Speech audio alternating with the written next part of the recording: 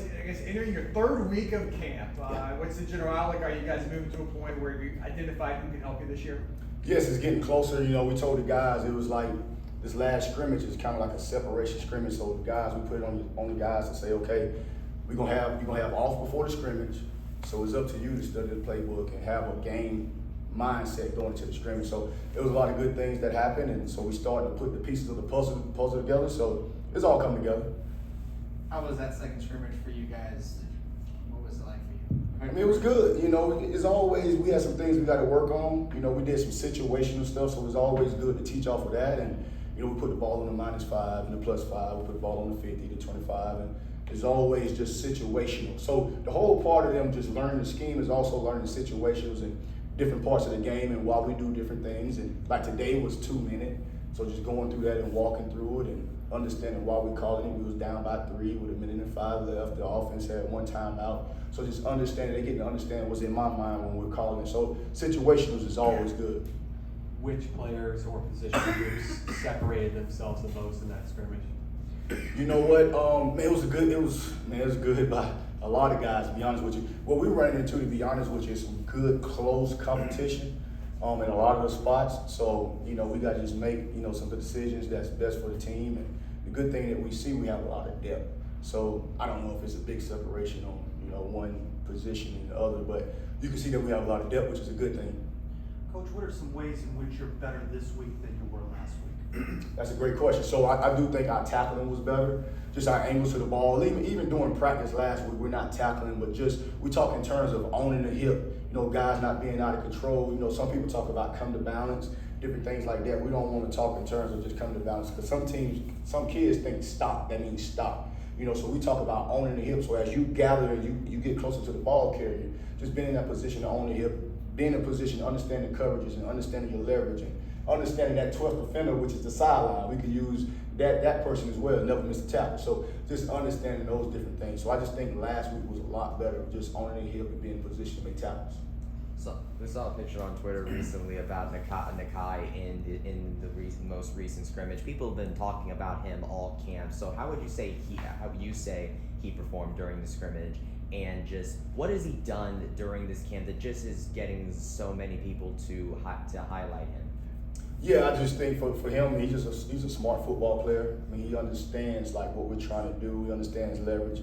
He does things to put himself in position to make plays. Very pleased with his tackling. His tackling has been really good. To be honest with you, there's a few freshmen out there that you can see that's like, okay, they're willing tacklers. They have a lot of courage. Just tackling alone takes courage. So, we're throwing a lot at him, different positions, and just him picking it up is just a good thing to see. So just looking for him to continue to get better each week. Coach, could you talk a little bit about your 2 freshman defensive ends, Giannis and Jamal? Yeah, both of those guys have a bright future. Just trying to get, at some point, Coach Ingram, he'll be coaching from his rocking chair. Those guys got a chance to be really good. But very pleased with their progress, very pleased with, how they go about their business. KT is very quiet, very, very quiet. He's very serious about his work. Like, he's just a perfectionist, and everything he does, man, he's just serious about it. And so quiet. Like, I walk in the lunchroom, he's sitting by himself because he's dialed in. So we got a rule now, like, you can't sit by yourself. So we got, if you find KT, go sit by him. Because he's just that type of kid. He's just so focused. And then Jamal, he's in the room. Like, Jamal likes to talk and all of that good stuff. And, he's another kid that has a bright future. We go in and I say, hey, anybody want to pray? It's optional. They just start praying out of nowhere. So it's just, both of those kids are fun to coach. I'm happy that they're here. Where would you say is the biggest battle right now? Is there a position, maybe safety, linebacker, where you just kind of want to see how the guys do this upcoming week? Yeah, I think, just linebacker, really. We have a good problem. I say problem because a lot of those guys are showing some really good things. They really are. Like, they're doing a really good job. So now just trying to just get the right tails in the right seats in different situations. And we actually have a linebacker this year for each situation. We have a short yardage goal line. We got an enforcer in that. We got guys that can cover. We got guys that can run. We got guys that can blitz. So now just putting those guys in the right seats so they can be able to make plays. With 2 scrimmages over, what's kind of the focus as kind of get towards the end of fall camp? Yeah, the focus, really, as you see it defensively, I do think we have enough pieces. So, we threw like the whole library at them. So now, the heads are probably spinning. So now just okay, just trickling down. It's okay, this is what we're gonna call, this is what we're doing. At some point we're gonna start getting into game prep, so it'll definitely slow down from there. But just the guys, like today, the main focus after practice was just the pursuit, working ourselves in shape, like football shape. I know they've been running all summer and that's great, they're in shape in that sense, but for us just doing a pursuit drill, at the end of practice, most people will do the old school pursuit where the guys will just run and tag off the guy. What we do, we set up 4 barrels. We run plays, and you run from this barrel, you go to the next barrel. It's a new defense, new formation. You got to communicate. Then the next barrel. So after they get finished with those 4, we turn around and come the other way. So you get an 8-play drive, and you have to think while you're tired, because you out there and you juiced up, and you got all this energy. But when that ball is, they moving. You really see like who's really dialed in and who's really a football player. Last week you talked about how you built your relationship with this new group of linebackers. Can you talk about the linebacker relationship with each other, of course, with all the new additions that Oh man, they're close. Like you see the guys. I think, and it starts with Jeremiah. To be honest with you, Jeremiah's taking that leadership role and kind of took all those guys under the wings, and he know how I operate. He's been here a whole year, so he just knows me, And I also got my GA in there, Deshaun Davis, who I coached at another place, and he understands who I am as well. But just watching those guys when they're eating at lunch, they're eating together. We had them over at the house, and I'm just kind of watching just kind of how they're mingling and how they're getting along, whether we in the swimming pool or fishing. You see those guys, they really like each other. That's a good thing.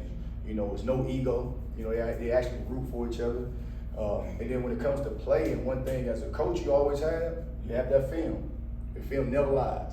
So, even if you're a competitor and you want to play, you can always go back to that film.